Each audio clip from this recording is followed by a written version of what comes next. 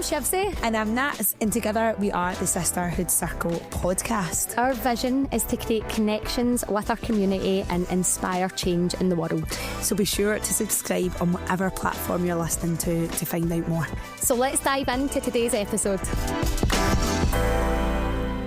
Hi everybody, and welcome to today's stand-alone episode. We're really excited to be back in the studio again, and also a little bit nervous, ain't it? I would definitely say it's the first time there's been a bit more nervous energy about recording, for sure. But I think we've got a really good opportunity today to touch on a subject that is so important within the health and fitness industry just now, but also within the world just now. And yeah, I think we've got a duty of care to come on today and to be able to share this one with you guys. Yeah, definitely. So, the topic of conversation today is going to be around GLP-1 agonists, or skinny jabs as they've been referred to on social media. Now, myself and Nats, we were a bit of a mixed bag whether or not to come on and chat about this, because it's a very controversial subject. You've got people who are absolute advocates of it, and you have people that are completely against it. And for us, we want to come on and firstly chat about what our experiences are as coaches, coaching people and seeing more and more of it come into the industry.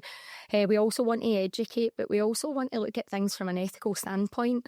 100%. But what we want to do is we want to make sure that we don't judge anybody while we're doing it. This is not what this is about. Today is all about us, as I said, sharing our experiences and chatting about what it's like to be a coach, coaching this kind of thing, and our fears around it.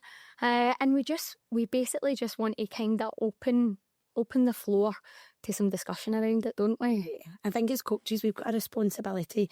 We have such an amazing job that we get to do by empowering people day in, day out to change their life. Whether that be someone that is looking for weight loss results, someone that's reducing a BMI to simply be able to go through an operation, or to reduce a BMI to be able to get to the point that they can go through fertility treatment. And it's an incredible job. We educate nutritionally, physically, mental health wise.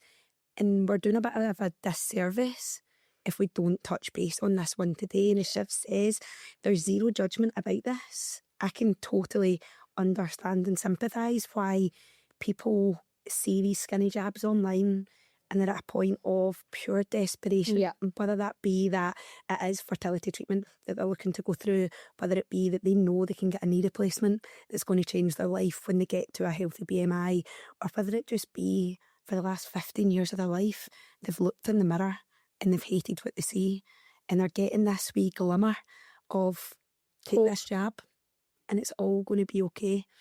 And I think it's important as coaches that we educate so people can make informed decisions. We're not coming on today to say we don't support you if you're taking them, we support you if you do. It's nothing like that at all. It's we want to give you the information and allow you to make an informed decision on what you believe is right when you've got all the information rather than the tip of the iceberg. Yeah, for sure. And I think that that's the biggest thing in being a coach, is being able to look at what everybody's needs are and just try and find a way that you can provide help and support them doing it. So that's what we hope today's episode's going to be about. Now, that is the serious part of it over and done with, because what we didn't want was for people to see the beginning of this and be like, right, they're coming on and they're going to shoot people down in flames and they're going to do this and that. What we want to do is we just want to help. That is what this is about. This is what this is. My nervous energy's gone already. So we just want to help you. No, but honestly, like, I am still sweating. I don't know if my nervous energy's away yet. But also we have a really special guest on today. Yes. So we do someone who has used these jabs and had quite an adverse effect to them that wants to share her story. Now, on the touch point, to touch point on what you had said, Nats, there about a lot of people using these jabs for real reasons, right? Like what you had talked about, I think that we really want to talk about probably the accessibility of them massively for younger girls and our concerns around that. I think like that's the biggest thing for us. And I know that this might be something that really splits the camp. 1 in 10 women in the UK are taking these jabs right now. It is absolutely massive. And I think it's just a topic that you've just got to talk about. And I remember very recently watching this video about the bystander effect. Yep. And it absolutely hit me hard. And basically it was, if you're seeing something that you feel passionately and strongly about, but you're too scared to talk about it because of what society's thinking about, then you're the bystander. And I am not willing, and you're not willing now, to be that bystander. For me, I was on the fence with talking about this until someone so close to me was affected by these drugs and had a really adverse effect. And it was enough to make me say, I need to do something to make sure that there's education enough out there for potentially people that are looking at this and just saying, right, I'll get it and just take it, as opposed to, I know that there's lots of people out there that are actually taking the medication and they're doing the things that they're meant to be doing and all of those kind of things. But I would say, from what I've been looking at now and the amount of people that we've spoken to, because we've done our research on it, there's a lot of people that aren't doing all of the right things along with these medications. And I think the thing is, as coaches, we're in such a privileged position that we can see it. Yeah. We're not just coming on today to go, this is information that we've been able to study, whether it be in case studies, whether it just be the information that's accessible online. We're starting to see it day in, day out. Yeah. And it's having a massive impact on people's life. And I think it's really important, before we even get into what actually are them and what are they, and what do they do? These drugs have been around for years. Like, this isn't just something new that's popped up. They were always around, but they've just become so accessible to general population. When the people that we are speaking to today, we're not coming on to be like talking about the medical cases of people that are type 2 diabetics, what they were originally designed for. We're coming on to go general population females. This is the risk and this is what they're experiencing. And it's our duty of care to make sure that we're looking after you. For sure. So, will we get down into the nitty-gritty of it? So, for anybody that doesn't know what GLP-1 agonists are, they are a type of medication, an injectable medication that helps with suppression of the appetite and sugar control, basically, within the bloodstream.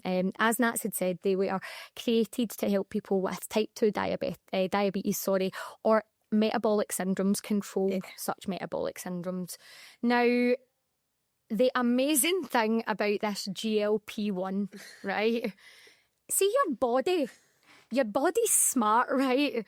Your body produces GLP-1 naturally when you consume enough protein, right? And it can naturally produce that for up to 4 hours, right? And the next thing is with GLP-1, it slows down the digestive tract. Yeah. Fibre does that naturally, right? So if we were to look into that, and then we look at fats that are in your diet, consuming the right amount of fats, that helps increase the amount of GLP-1s that are produced. So if you're eating a really balanced diet, your body's doing that naturally. We then look at fermented foods, which you see probably not so much in the Western world, but you can get them in loads of places, by the way. Things like kimchi, sauerkraut, kefir, yogurts, natural yogurts and things like that help with your microbiome, which helps keep GLP-1 up as well. I think that it is so important that people actually know that your body does this. Yes. Right? And when you eat a nourishing diet, what you're injecting into yourself, your body will do it for you. And I think it's looking at as well what you can take away that can help increase it, by looking at limiting your sugar intake, prioritising your sleep, managing your stress, which is all going to help your body's natural production of it. So much of it's in your control. Exactly. And I think that's a big thing for me, is the concern that I have is, I would say, what have we been coaching together? 30 years? 30 fucking years! It's mad when you put it like... So Naz has been coaching for almost 10 years, and 10 years in November. Is it 10 years in November? Wow. That's a wee bit bonkers. You get an award for that. What do we think? Should Nats get an award for coaching for 10 years? If she got... You absolutely trump me here. So you do... 20 years. 20 years of coaching. Right, and I would say, for me personally, this is the thing that has come along that has, in the past 20 years, shocked me, because there were things like skinny teas, fat burners, and what's the most recent one? Fat freezing. You heard of that? Fat freezing waist trainers. Smash. Shaky plate. Remember I always think hers was just the shaky plate. Oh. Right, yeah, so for me, I feel like I have seen everything come and go. This is the one that, I mean, like literally people are falling over me in the gym to say to me, I'm about to take this. It's the one that's sticking. It's sticking, it really is. And I think that it's an injectable drug. And I think this is the thing with it sticking, it's just getting chucked about quite flippantly. Yeah. And I think it's important to remember exactly what you've said, it's an injectable drug. Right? If we were talking about injecting ourselves with any other drug, would we just freely say, okay, it's all right, I'll just go into those skinny jabs? You wouldn't, because you'd be like, oh my God, this is a drug that I'm putting into my body. And I think when we were talking about coming on and doing this, there's people that need to inject themselves to stay alive, right? They would absolutely love not to have to do daily injections, but they do it because it keeps them alive. And it's going, oh, this is a choice that we're injecting a drug because we believe it's a solution to our problems. And where does that come from? I think like this is the big thing, and we won't get like knee deep in it just now because I think that really that. Honestly, we could fast forward into this, and I mean genuinely, guys, I have a lot of information here. I feel like a journalist on this one, to be fair, because I do want to present as much of the right information as I can to you. I think that one of the big things is like the observations that we've had is that there is rising obesity rates despite these being brought in to general population. We're looking at an 8.5% increase in people living in the UK with obesity and overweight just now. And these drugs have been brought in as the solution. And it just begs the question, if these drugs are being brought in, general population are taking them, and we are still seeing an 8.5% increase in people living with overweight and obesity, what's going wrong here? And I think the biggest thing is it's the root cause that we're not getting to. And I think like this is a big thing with society today. We are so Amazon based. What's that called? What do you call it? As Amazon what? An Amazon society. Aye, an Amazon society, you say. And I think like we want everything yesterday. Yes. And my concern is that with these types of medications are, if you're not the person that researches it, that thinks about what do I need to do to be the healthiest version of myself as I can on this, then what are going to be the repercussions of it? And I think like that's a big concern, because the power that we have as human beings is being put in the hands of the pharmaceutical industry. And I hope that today, when we speak about all of these things, that this gives everybody the opportunity of a really informed decision on the choices that they're going to make. Yeah, I think we see the pros. The pros are put to us time and time again. This is what could be. This is what can happen. Yeah. This is how you're going to feel. And it's like that shiny penny. It's just like dangling a carrot. Yeah, it's like, this is going to be great. But what's not shown is the long-lasting effects. Yeah. The cons that could happen. And if anything comes of today, if anyone is watching this, taking it, thinking about taking it, we just want you to be able to know this is what you could get. But this is also what is going to be happening in your body when you're putting a drug that's not meant to be in there into your body. Yeah. Definitely. Huge. So thank you for that. I think what we've observed as coaches, I think it's important that we speak about this. And I was up in my gym in Paisley yesterday and I met someone for the first time, most lovely, bubbly, gorgeous lady. And one of the first things that she said to me was, I'm desperate. I'm thinking about going on the jabs. I'm not going to say what one it was she said. And I went like that to her, right, hold on a minute. And this lovely lady has been going through the menopause. And straight away, my thought process went, please God, do not do that, right? And the reasons for that being, that's holy moly, what happens to the female body when they start going through the menopause? So naturally, estrogen, progesterone and testosterone levels all are naturally starting to decline as you're going through menopause. So your body's risk naturally of muscle loss when not strength training is heightened. in turn, your risk of osteoporosis, brittle bones, is increased due to the lack of muscles. Starving your body at that point and injecting yourself with a skinny jab is going to suppress your appetite. That means you're not going to be hungry. So therefore, the amount of food that you're consuming is going to be massively reduced. But what happens over time when your body needs energy, we're a body, we need energy to be able to function, is that's then naturally going to target your muscle to be able to get the amino acids to use as energy. So if you're a menopausal female that is thinking about taking this, already you've got menopause that's giving you a wee bit of a rough time on the muscle. You're then injecting yourself with these skinny jabs, which is then making your starvation ultimately, which is using your muscle as an energy source. So you're getting a double dunter of muscle loss coming into play, which massively, and we'll go on to talk about this in a little bit, impacts your quality of life. Yeah. And that's where the genuine concern comes from. Like, muscle is king. Yeah. Queen in this situation, right?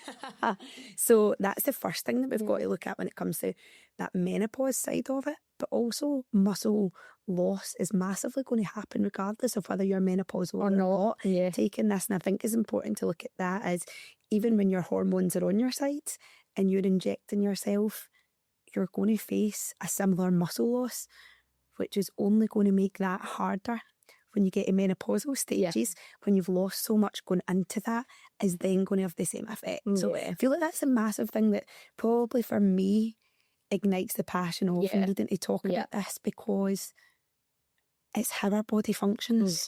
I think what you're touching on there is you're so right. I think that we see the back end of it where women haven't strength trained and they come to us maybe in their 50s and their 60s and they're struggling with frailty, and that is without something like this. Now, what you did say was like you're going to see muscle loss. Now, we will talk at the end about if you are deciding to continue taking this, and if you're educated enough and you have done your research on how to hold on to it the best that you can, because we're not going to change anybody's.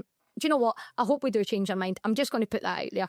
We might not change anybody's mind, but just to kind of touch base on what you had said about we're going to see that muscle loss, it's very likely you are going to see that muscle loss if you're consuming the right amounts of proteins.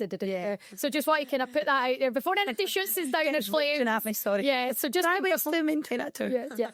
So what we want to look at is kind of the risks associated. Now, I condensed these into maybe 6. However, Shivs has a short novel in front of her right now, guys. These are the risks associated with the physical risks associated with taking this drug that I feel like maybe not everybody's talking about. So yes, there are the plus points for a lot of people. We've got the very quick weight loss, people feeling a bit more in control when it comes to their compulsions around food. I think that a lot of people potentially are using these. They have already struggled with diet or staying on track or maybe staying motivated in the past, and these are potentially a way for them to kind of regain potentially some sort of power or some sort of control. Are you regaining the power and control, or are you giving it to something else? I think there's kind of maybe an ethical side on that kind of throws off. But what I would say is, so if at any point someone is taking one of these skinny jabs, you can see up to 40% reduction in lean mass. Now, we think lean mass is muscles, right? Lean mass is bone, right? Muscle is hard for women to keep a hold of, and it's hard for women to grow without the right recipe. Bone, you can't grow your bone back, right? I'm sorry, right? You can maintain bone density levels, but you can't grow your bone back. And I had read about, I can't actually remember her name and I wish I'd written it down. It was a girl in the States. She was I think she was a singer or something like that. And a record label had told her that she didn't look the right way, you know, and she had to lose weight, and they put her on these jabs for 1 year, and she was on stage and she broke a bone, and she went to the clinic and they told her that her bones were like chalk dust. And she was honestly like, she did a live on like her social media, and she just came out of like the doctor's surgery, young, 25-ish. And she was genuinely breaking her heart, crying, saying, I cannot believe that I've done this to my body. And I think the fear attached to it for me right now is general population, but our girls, our young girls, it is everywhere on their social medias. Yeah. And if you think for that girl herself being, what did you say, 25-ish? Aye. There or thereabouts. The age of her bones was probably at least double, if not triple that. Yeah. And these kind of things you can expect to see in later stages of life when you're not as active, when your quality of life is starting to deteriorate at that later stage. But that's something that at these ages should not be happening. But it's a direct impact of what you're injecting yourself with. Yeah. And I think that's really important to look at. And it goes the same, we're talking about the hormone disruption that can come from taking these injections. We spoke on, I think it might have been like the 6th episode or something of like the first block about how much a regular menstrual cycle was a sign of good health. The hormone disruption as a result of this is taking away periods because your body just is not functioning the way that it should be. And I think it worries me as to later down the line, the complications that could come from that, particularly for young general population girls that have a current healthy BMI, that are injecting themselves because they want to be skinny. Yeah. And it's what they're doing just now is going to have an impact on it. But what's the coming later years for that, for their hormone health, is terrifying. It really is. And I think we've got to protect our girls. I think like one of the things that I spoke about was a lot of mums are using this. A lot of mums that we know are using this and their daughters are seeing it. And it's normalising it. And I wonder if the daughter was to come to the mum and say, Mum, I'm going to use this, would the reaction be different to what it is when they're using it themselves? And I just think your kids watch everything that you do, and your wee people, they're so impressionable. And what are we teaching them when we're not teaching them about health? We're teaching them about band-aids. And don't get me wrong, like I totally get there's maybe room for everything for specific reasons, but general population, girls that have got a stone to lose, right, or a couple of stone that you could actually do in a healthy manner and be empowered, but maybe are struggling because you've tried everything and nothing is working. And I get the desperation side of things. I totally get it. But what I really hope above all else from doing this podcast is that we get the message out there that there's things that you can do and you can empower yourself. And we know the impact that, like when we were talking about seeing our mums come up, exercise nutritionally, we know the impact that is of me remembering sitting in a church hall while my mum went to watchers. You remember your mum going to different classes. There are young people that are going to grow up remembering their mum injecting themselves with a drug to be skinny through choice. And I think that's so sweet in it. Huge. Sweet in it. There really, really is. Now, this is a long list, but I think it's important that we chat it through. Now, I have an all right memory. You'll remember, and maybe I haven't. This episode hasn't been released yet, but I talk about when my hormones are a wee bit in the funny side that I get a bit forgetful. So I'm there, right?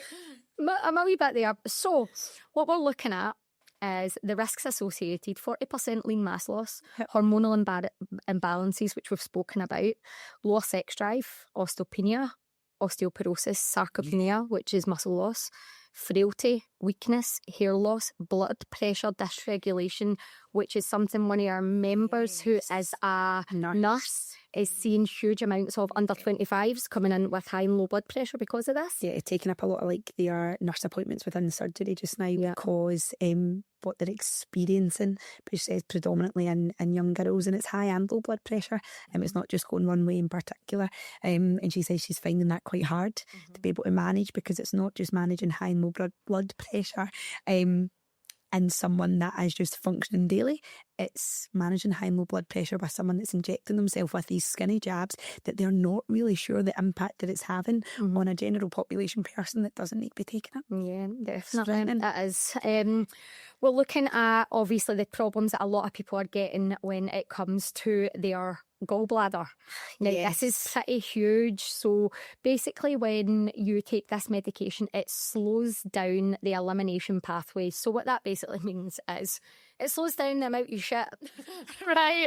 That's it in a nutshell, right? And it slows that down. It slows down gastric emptying. Now, what that looks like is the bile flow doesn't happen at the same level, right? And then there can be more risks of things like gallstones and gallbladder disease. Now, that's absolutely mental. You see the amount of women that we coach in the gym that are in absolute agony. They're waiting for these operations. When I'd spoken to our guest about when she was put in hospital, she said this is exactly what the young girl that was the same age as her was having to get done. And she had to live with the pain. She wasn't allowed to come back into hospital because if she get re-hospitalised, she went to the bottom of the list again. So you're having to live with this pain. And what are the members like that struggle with this? Like they're debilitated. They can't function. They can't function. They can't come to the gym. They can't eat properly. So this is a byproduct. This is one of the biggest risks associated with it. You go that pain point, physical pain, to the emotional pain that gets you involved to make the informed decision to start taking the jabs as a direct result, that physical pain. I think that leads us on to then the increase in anxiety and depression.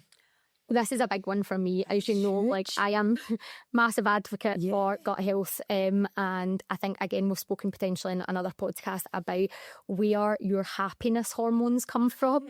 So your dopamine and your serotonin are created in your gut. They're metabolised in your gut. And they're metabolised by the microbes that are in there when you feed them. So when people aren't eating, those microbes aren't being fed. Has anybody ever been hangry? Right? Daily. Right, daily. Me too. Right? But these GLP-1s, they stop you getting hungry. Do they stop you getting pissed off? I actually don't know. Do they? No? We've got my wee guest in the corner. She's still pissed. But so you don't get hungry, you just get pissed. Yeah. So realistically, are they having quite a negative effect on mental health? And the studies are showing that, let me get this right because I don't want to talk shit here. Oops, I swore. That's 2 strikes today. Oh no, but I've got 3 F-bombs. I'm allowed to have 3 F-bombs, you've told me today. 3 only and then she's out. That's it. And then she's presenting all on her own. I'll crack the jokes. Right, let me get this right. There is an increase in anxiety, an increase of loss of lust for everything on these medications, right? So like your energy to go to the gym, which is a mood booster. Yep. Your lust to see other people, which is a mood booster because we're meant to connect with other people. Those things reduce. And as we fall back into ourselves and we isolate ourselves, we are meant to connect as humans, right? Does that then have that knock-on effect of your gut health has been disrupted, your social life has been disrupted? Are we leading into another way for people to become really, really anxious?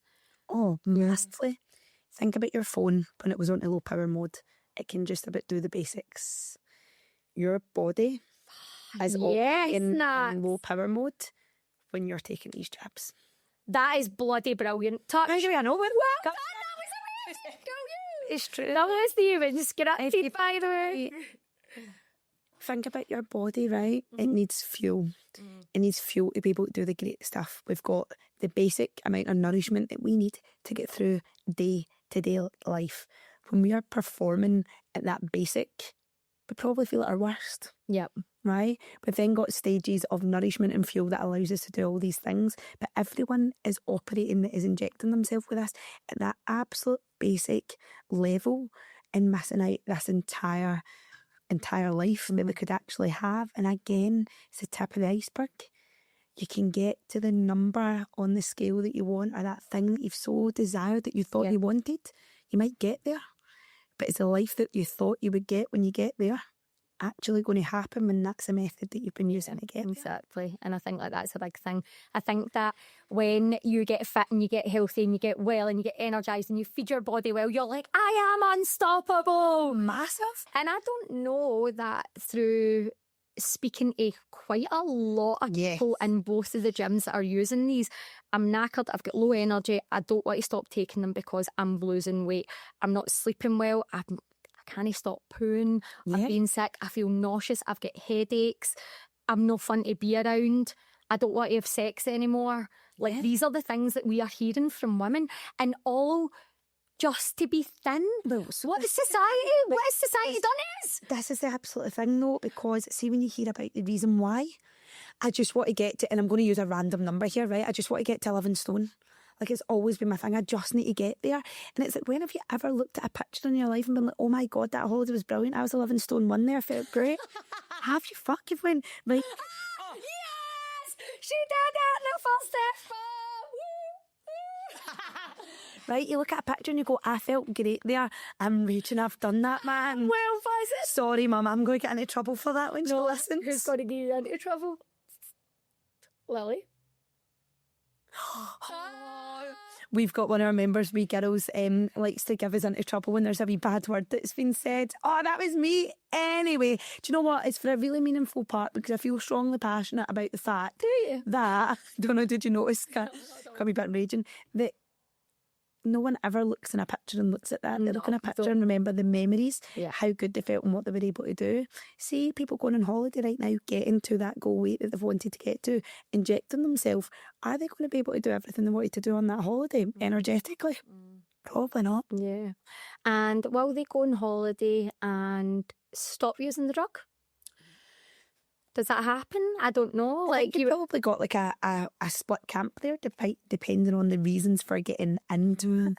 I think though what's likely to happen regardless, as you go on a holiday and food is going to consume that entire and alcohol, right? In terms of regardless of, look at this two ways, right? If you're still injecting while you're away, your appetite will still be suppressed, but your actions potentially aren't going to be in line with that, like cocktail galore, probably going to happen to come in. But see, if you're not injecting, when you go away, you're still going to be overeating, consuming alcohol, all that. How much of that holiday is that going to be in your head?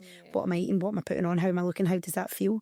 That absolute takeover from that. And what you're going to come back to. I think one of the things that I wanted to talk about was, so we're talking about obviously the things that we're seeing, like within the gyms, the inability to get through a workout. What is that like? It's terrifying as a coach. And we're not talking about older members. We're talking about young girls that are coming in and they can't complete a 30-minute circuit in curves. Like a wide range to the point that they are experiencing nearly fainting episodes. To the point that that's like that's where they're lying on a floor with their feet in the air. And is that health? No. Is that well-being? Is that strong? Is that what we're empowering our girls to do? And that is that when it comes to that whole dying to be skinny culture of... And where the hell did this come from? And what fucking bullshit is this? Honestly, I feel like I'm going to get upset about it, because that is not good enough. It's not good enough. And honestly, our women deserve so much better than this. When you look at health, and I think this is the thing that annoys us and makes us so passionate as coaches, is not the people that's taking it, right? And it's so important, because the people that are taking it aren't the people that brought this onto the market, right? But the fact that people feel the need to do it, I don't believe this is a threat to ever getting rid of gyms within the industry at all, right? For anyone that's going, oh, that's maybe coming from a point of what does that mean for gyms and business? And absolutely not. But this can be the way that we continue to go on. There is answers, there are solutions. And the most important thing is help and support. And it comes through desperation. But as a coach, your job is to be the solution and to show that, do you know what, you do have the power. We come in to this earth, the lucky ones, not having to inject yourself, right? Type 1 diabetics, of course, have got that life-changing fact that they need to do that. But we come in not having to inject ourselves. We come in as a baby, our parents nourished us, they gave us everything that we needed. If we were lucky. From good sleep. If we were lucky, of course, from good sleep to the right nourishment that we needed. And that carried through with us we get to a point where that starts to go because food comes into play as an addiction. Yeah. Right? And then that's when the tables turn and we start thinking that these are the solutions that need to come in. What was your stat earlier that you threw out about how many, every 3 minutes? Yeah. So I've feel like I'm a journal on this. I've not stopped. Every 3 minutes there is a Google search in the UK for how can I lose weight fast. Yeah. Fast being the operative word. Every 3 minutes. People are absolutely desperate. And this is the biggest thing for me with these jabs is I believe with every bit of my heart that every single person on this earth is strong and is empowered. Yep. They're stripping people's power away. Yeah. They're becoming reliant on taking something to look a certain way because expectation potentially from social media has led them to think that that's the way they need to look. And that's not the case. So what we've got here is we've got this huge circle, right? So we've got social media saying, oh, look, I look amazing. This is what I'm doing. Da, da, da, da. Then we've got your ultra-processed foods, which are leading to food addictions and people. So your ultra-processed foods, so that's big food. Big pharma are coming up with the solutions. And then you've got social media teaching people that this is how to do it. What is this demonic culture that we are living in? How is this allowed to be? Why is nobody looking at it? Let's be honest, social media is not teaching, social media is marketing. It is. And you know what? You actually said something the other day that blew my mind, right? You were like, the two old forms of social media that are out there. The OGs. Yeah, the OGs. And then this new one that all of the young ones are looking at.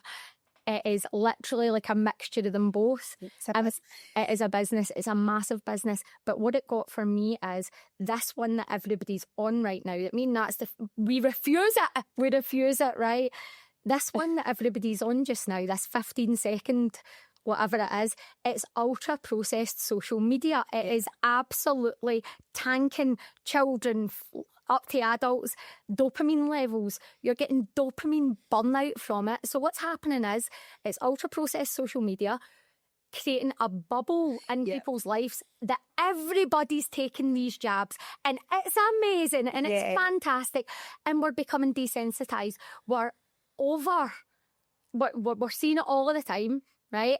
We are then becoming desensitized to it. We are then taking action on being desensitized to it. The food companies are selling us ultra-processed foods. We're getting hooked on it. The pharmaceuticals are giving us the solution. And then the social media is saying, it's amazing. 1, 2, 3, mic drop. It's hitting the pain point, right? And we spoke about that earlier. Like that big social media outlet just now's job is to hit every single one's pain point to get to the point that someone makes a buying decision, regardless whether it be skinny jabs, whether it be the next new product, brand, whatever. That sole purpose is to get you to absolutely buy in. Yeah. And see, when you think about this, though, like everyone's decision is about the weight loss that we spoke about. Remember, a couple of episodes ago, we spoke about everyone gets into it thinking it's for weight loss that they actually want. Yes. But it's everything else. And that's what you're not looking at. Everything else that you actually don't even realise that you need, from good sleep hygiene, good quality of life, good nutrition, like hydration, hormone balance, all that great stuff. Nobody's even paying attention to that. They're just going, oh, that's what I think I want. Let's go and let's get it. And we'll talk about how easily accessible shortly, which is a more terrifying part of it. And that's the ethical side of things. A cheat to say it's prescribed, let me tell you. Yes. Anyway. Absolutely went off in one. We did. Oh my God. But you know what? I hope you can see where our passions come from. And sorry for getting upset. But I told you that would happen, didn't I? Also at that point in our cycle, we might just cry just because. But no, I think that that's a great point. A point in the podcast that we would absolutely love to bring in our special guest. Now, the guest is my niece, Sky, who I absolutely adore and love. And 4 weeks ago, I got a phone call from her dad to tell me that she was in hospital because of this. And I went, fucking enough. It was the absolute point where I went, I will not be a bystander anymore.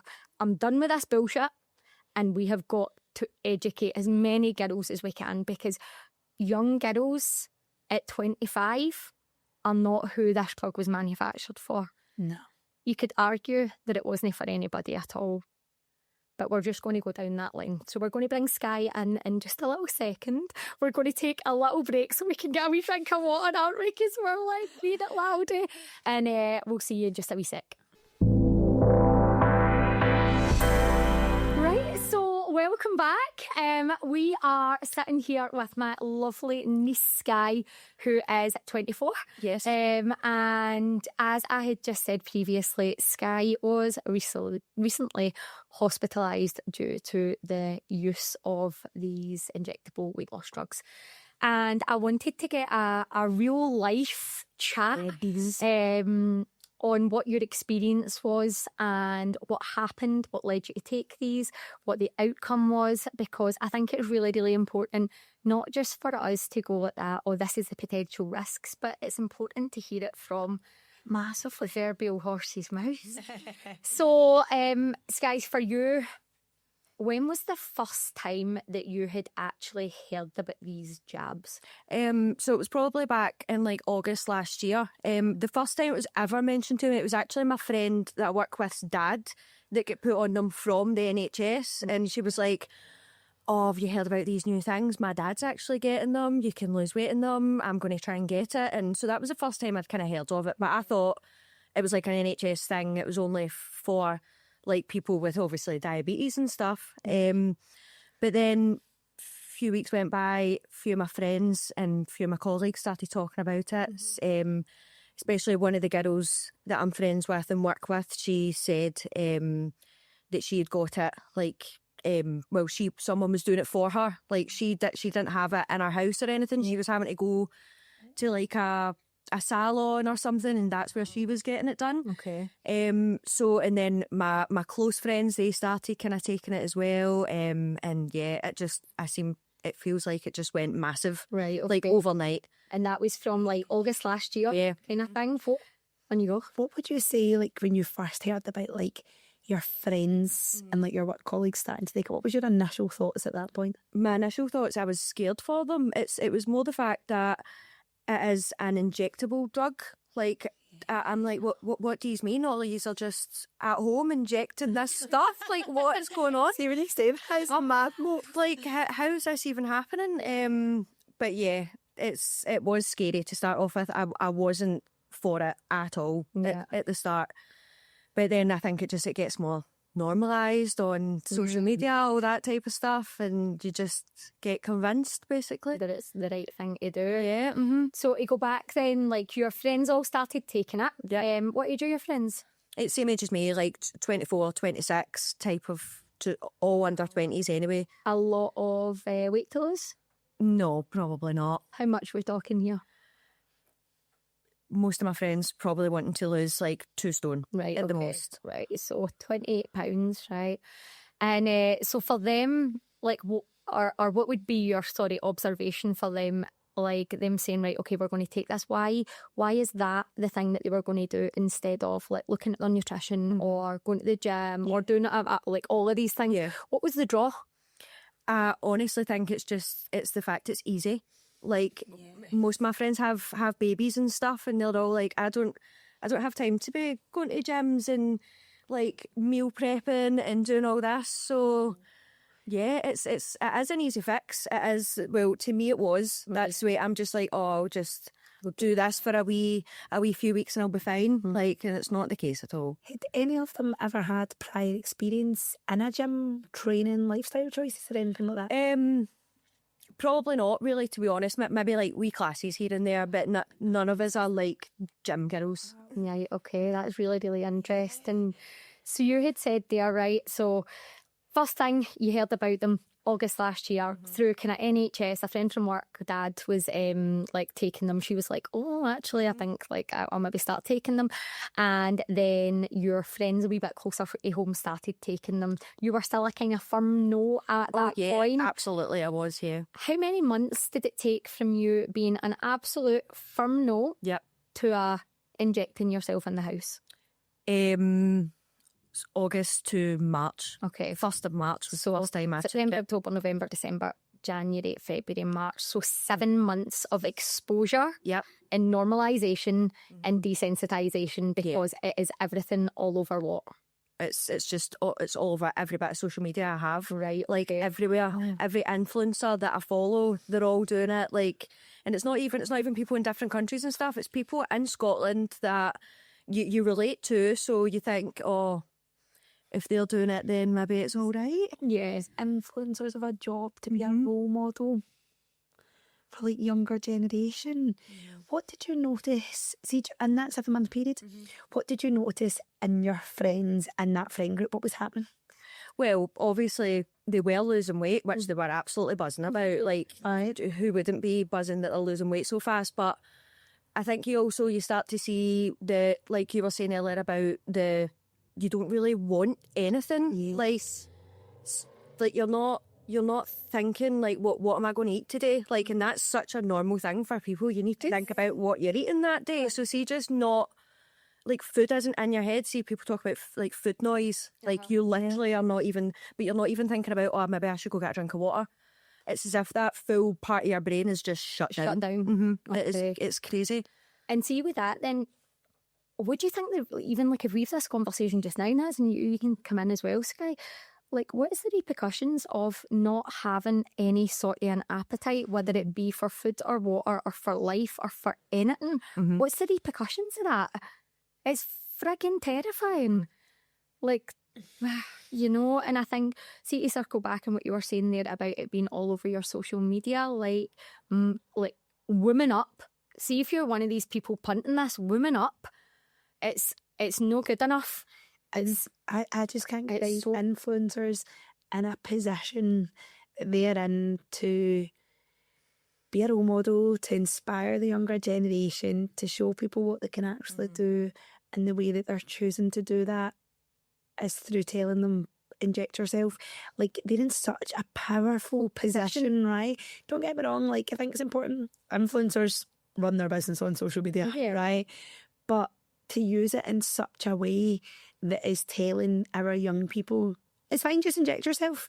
And as you said earlier, Sky, if that was talking about injecting yourself with any other drug, oh my God, imagine the backlash. Imagine it'd be all over the newspapers. It would be like everybody they would be getting shut down, all of these things. But as we talk about the point that you made as well, Sky, it's like totally just desensitises that this is actually a really abnormal thing to do. Like, this isn't for general population. This is to be prescribed by a doctor for people in type 2 diabetic situations, was when it was originally created for. But the point that it's now on social media that much, like, it only took you 7 months from the point of, oh my God, that is terrifying, to quite normal. So I think that that's the first part of it. Like wow, like mind blown, right? So from absolutely not to absolutely aye in 7 months, right? Through all of that overexposure. I want to talk about the thing that I find extremely unethical is the way this is prescribed or can be prescribed. Don't get me wrong, I have found some channels that are potentially prescribing this, and I'm going to put this in these what's the word?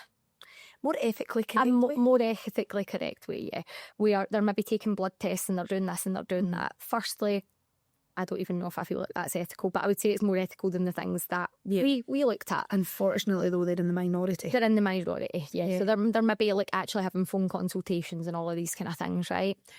I would love for you, without saying the name of the company that you went with, Sky, to tell me how you went about getting them, what you had to do on the website to get these, and your experience on that. That would be great.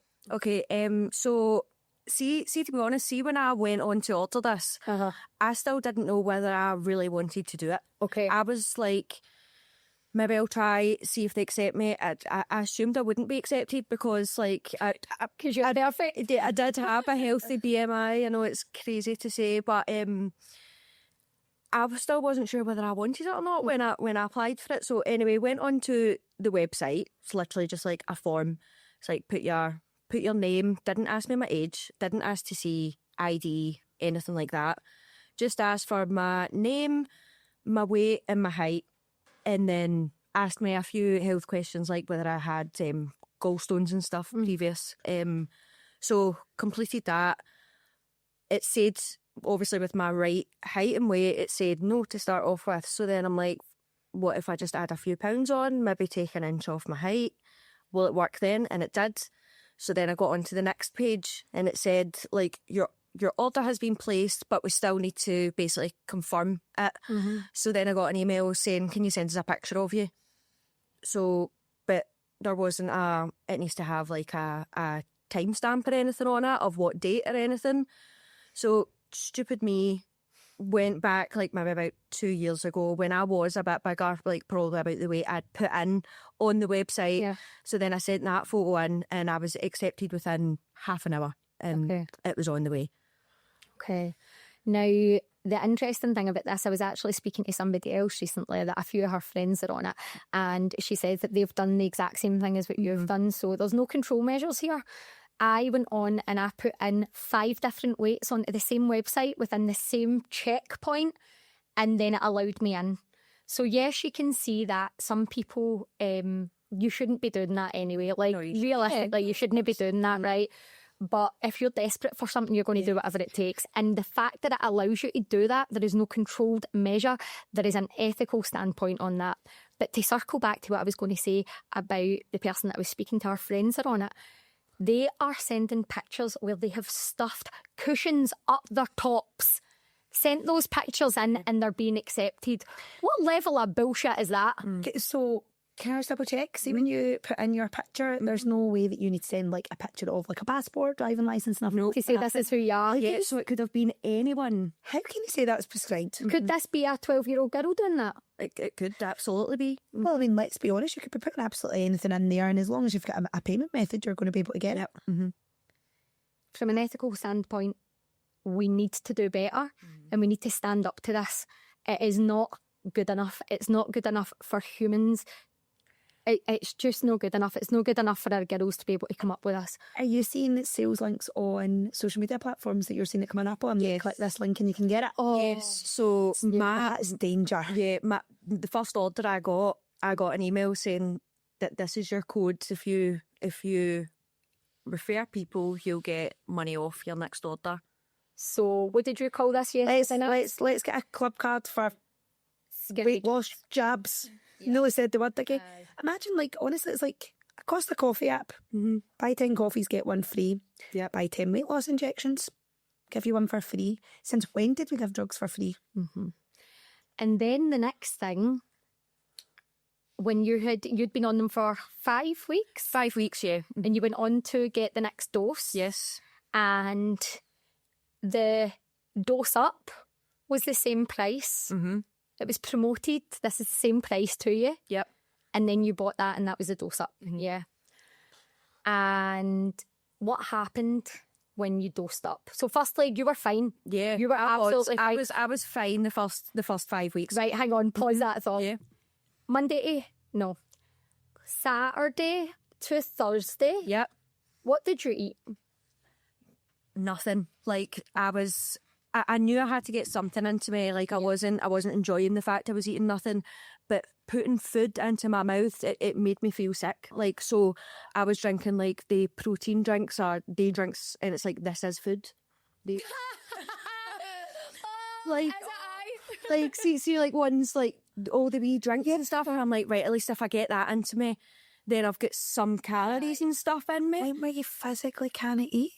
I hear that so much that people say that food gives them the boat.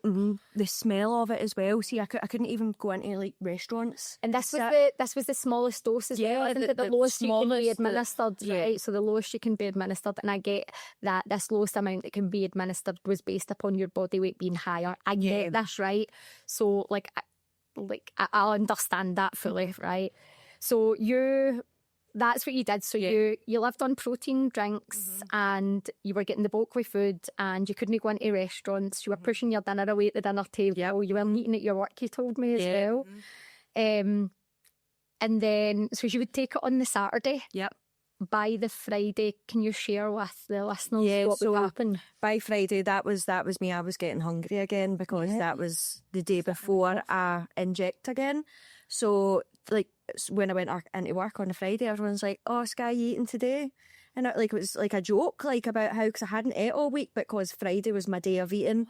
So then me and my friends would be like, right, what takeaway are we getting tonight? Because we knew that was like our one night that we'd be able to kind of eat. We still couldn't really eat. You should see the amount of food we wasted over the weeks, and you bought like masses and it was like almost like ready for a binge. Oh yeah, definitely. It's like, oh, we'll go buy all this stuff, then it sits in front of you and you're like, oh god, I can't eat any of this. Like but that was what like we had like Fat Fridays, like that's what our thing was. It's terrifying not to feel hungry.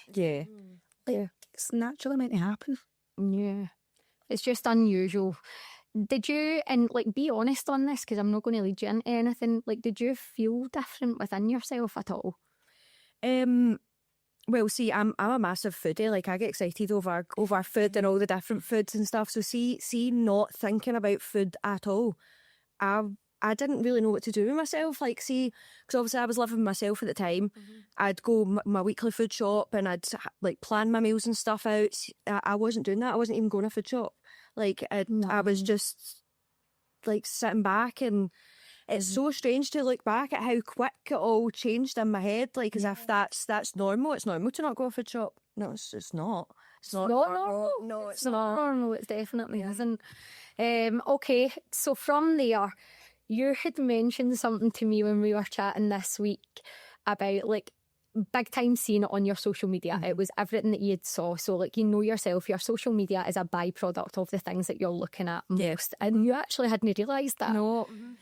So we'd been chatting about that. But I want you to talk to me about the girls that you're seeing on social media, what they're doing, and that thing that you told me about, the golden dose. Tell me about that. So the golden dose, so when you get your pen, your jab pen, you've got 4 doses in it, but then there's also there's stuff left over after the 4 doses, so that's called your golden dose. And this has been coined by the people on that's like a TikTok thing. Like everyone talks about it, the golden dose. So, but you can't use the pen to get it out, so you have to go buy needles to draw the liquid out to get it. So, see, to be honest, I think that was like a big point for me. See, when I was like, I need to go buy needles. Like, I'm like, what? Like, that was quite scary to me. I'm like, oh wow, this is real. Like, it's because a pen's like it's just a thing. Like, yeah. Then that was a full on like golden dose. The golden dose, it's called. Yeah, Mind is actually for us. I know. It's absolutely wild, and this is promoted as normal for our young females and males potentially. I imagine. I'm not entirely sure. As I said, I don't go into that social media. It's not incentivising though to up your dose, because your body then becomes reliant on that golden dose. So it's then you need more. Okay, right. So that happened then. Yeah. You went online and you went to buy your next lot. Yep. You put in the wrong height. Yes. What did they do? What did this company that is an online pharmacy that ethics, I'm sure, is at the absolute heart of what they do, what did they email you? I got an email, hey Sky, we can see our system has flagged that you've put the wrong height this time compared to your first time. If you can send us an email of your correct height, we'll get your order sent out. So then they knew that, like, how can you get your height wrong? Obviously I lied the first time and then didn't put the right one in the second time. And so they still gave me a chance to correct that. At that point, that should have been a massive alarm. That's a flag. Proof of what your actual height is. Yeah, this person could be manipulating our system. Yeah. Said, no, we'll encourage you. Do you know what? Maybe a wee mistake there. Pop in that bar, get that sent right out to you. It's a disgrace. It's an absolute disgrace. And the thing is, like, they played on your need. Yeah. Right? And rightly or wrongly, like, I had said to Sky when I went up to see her in the hospital, I knew she would be shitting herself to see me. Oh, yeah. I absolutely knew it. I'm a costume, I know. And I voice noted her before I went up, and I was like that. Honestly, I was like that. I had to voice note her, and I was like, I know that you're probably, no, I'm coming to see you, blah, blah, blah. She's like, no, don't come. And I swear, I was like, I am not going to judge you right now. I just want you to be safe and be all right because I love you deeply.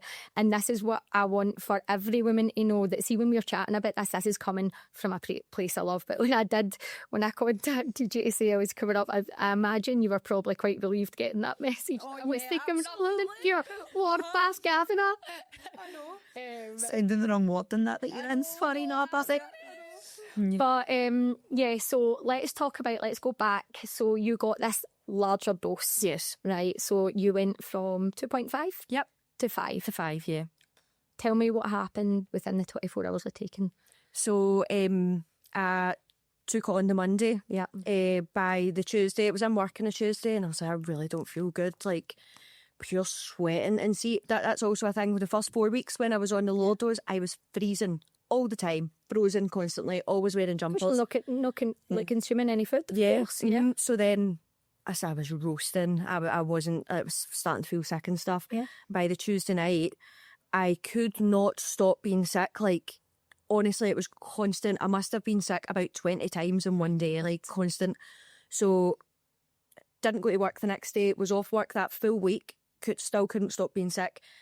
I told my mum that I'd been taking the jabs, but when it got to the Saturday, she was like, Sky, is there something different with you? Like, have you done something? And I said to her that I had went up a dose. And she was like, what do you mean? I wish you'd told me this days ago. This could be serious. But I'm not going to lie, like, the days where I was in the house being sick, I was so worried about I was scared to go to a hospital because I'm like, what if I have done something here? What if I do need a gallbladder out or something like that? So went all the days, and then I finally told my mum that I'd doubled the dose, and she phoned NHS 24, and the minute my mum had mentioned that, they were like, no, get up to A&E instantly. Like, please get up straight away. As soon as I got up there, I was taken straight in. The first nurse that came through, she's like, oh, you the jabs girl? And I'm like, yes. And she's like, I'm not going to like give you trouble, but my daughter has just been through this exact thing, and she's in to get her gallbladder removed in the next 2 weeks. So you need to go off of these right now. Please listen to me. And she was also like, I obviously hope nothing like that does happen. Yeah. So I was in A&E, got bloods taken, multiple different bloods taken. I had the heart traces and all that on. I had antibiotics through a drip.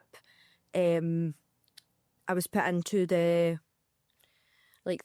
assessment kind of bit for like 2 days. To be honest, I thought I would have been in and out, like, because I thought I was just being sick. Like, I didn't realise what all that's actually doing to you inside. Like, I had no goodness in me whatsoever. My potassium was very, very low. I think that was the most worrying thing for them. Ended up getting put up to a ward, and ended up there for 6 days. Mm-hmm. You were in there with the oldies. I know. Yeah. Oh, they were all lovely. They really were. But oh my God. Days, do you know, see, it's the beeping in hospital. Oh my God, just beep, beep, beep. I'm like, can someone please turn that off? Like, I'm going insane. But then, so they were doing lots of different tests on you. So they tested like all of your organs and stuff like that, like your liver, your kidneys, your gallbladder. And luckily enough, there was no lasting damage. Yeah, luckily, Luckily enough. While you were in the hospital, you received another email from the company asking what? If I wanted to reorder my next dose, which was also the higher up one again. Without any information about if she had lost weight, if anything had changed for her, if she had any side effects. I don't know if you've watched the programme Dope Sick, but that's ringing true to me. Let's push higher doses on people that we don't even know if they're well. She was lying in a hospital bed and they're telling her not only was the dose that she was on 2.5, nothing get checked before she went up to 5, and then another 2.5 milligrams is being pushed on her via an email while she's sitting in a hospital bed. Please tell me where the ethics of this company is coming in, because there is none. It is zero. If this doesn't show you that money talks, I don't know what does, man. £72 billion made on these jabs so far. Money talks. Is it 154% increase in profits since 2019, since they became readily available to general population? Okay. It's absolutely insane. So that's Sky's kind of side of the story there. Your nurse had said to you, how often were they seeing this with young girls? Multiple times a day. Yeah. Like, multiple times a day. Why is this in not... one hospital? Yeah. Like, that is... See the pressure that must be putting on the healthcare system, though. Yeah. And I think like this is a big part of it, because what a lot of people are saying is that these jabs are going to take lots of pressure off the NHS, because they're created to help with metabolic syndromes, so high blood pressure, heart disease, type 2 diabetes, strokes, high cholesterol. They're saying that they're helping those. Metabolic syndromes come around because people aren't looking after themselves metabolically, right? So if we are not educating on how to look after yourself metabolically through exercise, through good diet, through less ultra-processed food, through sunlight, fresh air, meditation, breath work, if we're not teaching people how to do these things, we're teaching them to inject something. Is that fixing the problem, or are we putting a band-aid on it? A £72 billion band-aid. So I think, like, for me, Sky, I would love for you to tell me, see if you had the chance to do this all again. Yeah. What would you tell yourself? I would absolutely tell myself, if it says no, take no as no. Don't try and lie and manipulate it so that you get it, because if it's saying no, it means it for a reason. Like, that obviously, if you are healthy BMI, you're not meant to be taking this stuff, because it really damages you and really affects you. And see, these 6 days in hospital, I will not forget it. Like, honestly, it was awful, the worst time of my life. So, yeah, please, if you're not right for it, don't take it. Yeah, of course. Now, one other thing that I just wanted to touch on briefly was you got into my car a couple of days ago after stopping taking these, and Sky, when I went into the hospital to see her, had said that I think you'd just been for a shower or something, and you said, I don't like how I look very gaunt and skinny. That's what you said. You said, I don't even know why I've done this. When you got in the car with me, what did you say to me after 4 weeks? Straight away, I was like, I already feel massive again. That was my words. I feel massive. I feel, see, because I was used to not eating. See, when I'm hungry for 3 meals a day, I'm feeling like that's wrong. Like, I shouldn't be eating 3 meals a day. Like, why is that? Because I've went 6 weeks not being able to eat anything to then wanting to eat 3 meals a day. I'm getting upset with it. Oh, why is this being allowed to happen?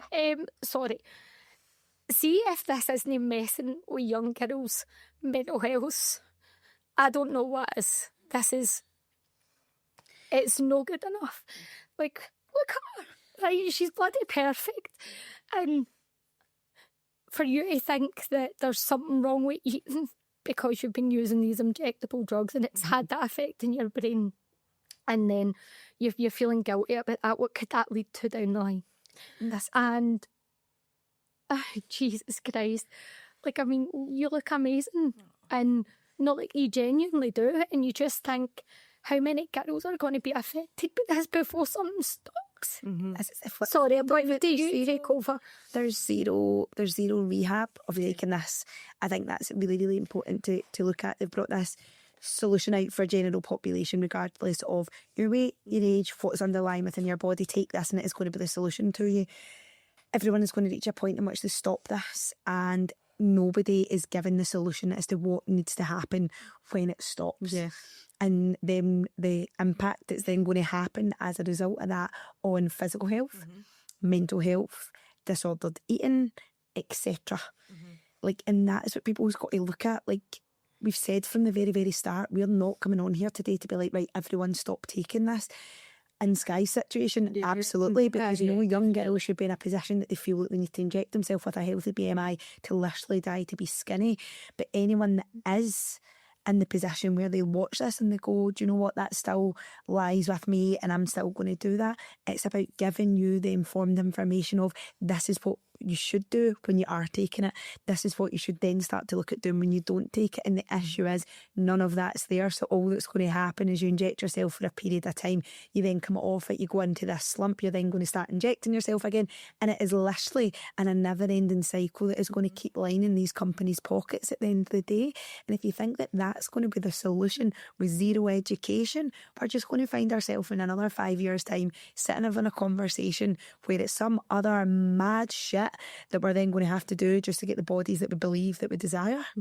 It's mental. It's wild. Right, so thank you, Sky, for coming in and having a wee chat with us. I really, really, really appreciate it. And I really appreciate like how candid you've been around your answers and things like that. You've been absolutely brilliant. I know that coming on and speaking about something that you've done that maybe you regret isn't always the easiest thing to do, but I really, really hope that by coming on that you're going to have inspired other girls that are the same age as you, or maybe even older, younger, to make an informed decision. Honestly, like I love you so much, and I'm just so grateful for you coming in and chatting with us today. Thank you. No problem. So, to recap on the episode so far then, Shivs, we have looked at what are these skinny jabs, what do they do, and what ultimately are the pros and cons that come with them. And we've been really lucky where we could bring on Sky, who firsthand has got to experience that. And I think for us it was really important that we had that, because sitting across a table giving information on something we've not physically taken ourselves, we've seen lots of it happen day in, day out in the industry that we're in.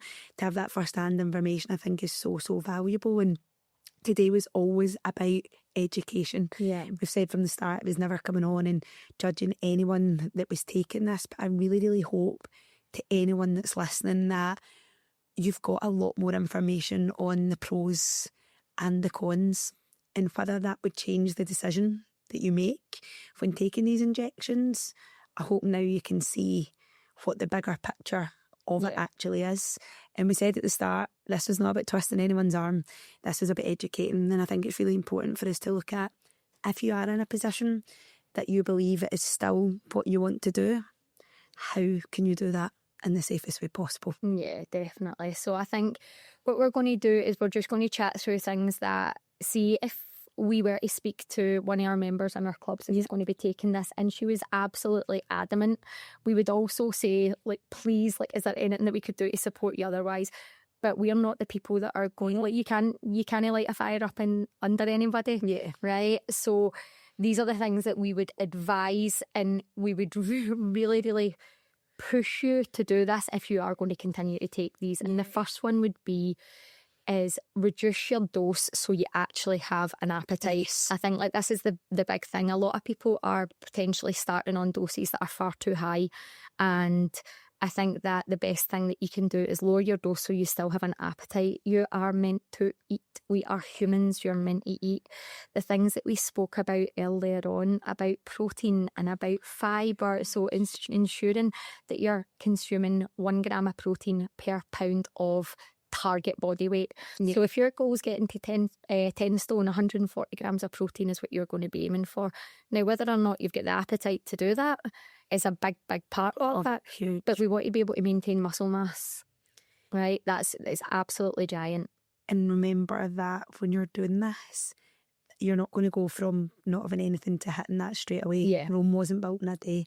I think if you can understand what the goal is and what the target is, have a small consistent plan of how you're going to build that up and how you're going to get there is massively important, because you're not going to go from a higher dose injection where you literally cannot consume anything. Like, I've been dealing with people in work that haven't ate in like 3 days. And they're getting the bulk for eating and they're passing out.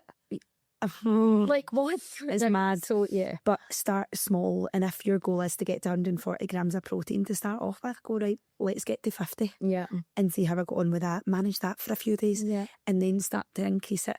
It's those baby steps that are really, really important if you are going to continue to take it, but also if you're coming off it as well. It's really, really important that these things are the solution to both of those situations from there. And if we look at the the protein side of it, we've spoke massively about how important your fibre Oh my God. intake is for your gut health, and in turn how that's going to improve like your mental health. And the recommendation would be getting 225 grams Yeah. of fibre from those natural food sources. Yeah, for sure. So your 25 grams of fibre would be absolutely ideal, which is not an easy feat, by the way, even when you do have an appetite.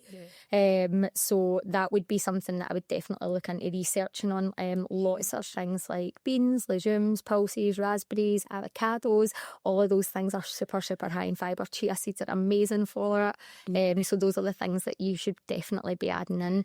If you don't have the appetite to eat them, though, that's a warning sign that your dosage is way too high. Yes. Way too high. You still want to have an appetite. It's meant to be suppressing these compulsions, not everything in your life. Take away. And I think the most important one for me anyway, I think, is make sure that you're strength training. Oh my God, yes. Now, when you are in a situation like this, we spoke a couple of times about near fainting episodes that we've had with members in the club, and it's fine when you're first aid trained, you've experienced that. Make sure you're training with support, and whether that be in a controlled environment where you have got members of staff on hand, ideally train with coach support during this time, not only for the physical training and the strength training, but the power of having a coach at this point is day in, day out giving you your power back, in which you can actually take control of this. Is massively important, as we've already spoke about, of building your muscle, that we need to try and get that back up, right? But see, having that support of someone to educate you on every single part of this, it's invaluable. It's invaluable. I think what Sky had mentioned was not even feeling thirsty. So making sure that you're consuming enough water. But I think like the big one for me is create your get out plan. Right? Your getaway driver, right? I think like this is really, really important. I don't believe that these drugs were created. In fact, I'm not even going to get into that. These drugs, they take away a wee bit of power, I think, right? They do. But if we want to get your power back, we've got to create this getaway plan. And the getaway plan is completely different to the plan that got you to be taking these drugs in the first place. As I said earlier on, metabolic dysfunction doesn't just happen by nature. Some of us can be genetically predisposed to things like high blood pressure because it's in the family, right? Or type 2 diabetes because it's in the family. We can be predisposed, but our lifestyle choices have an absolute massive impact on this.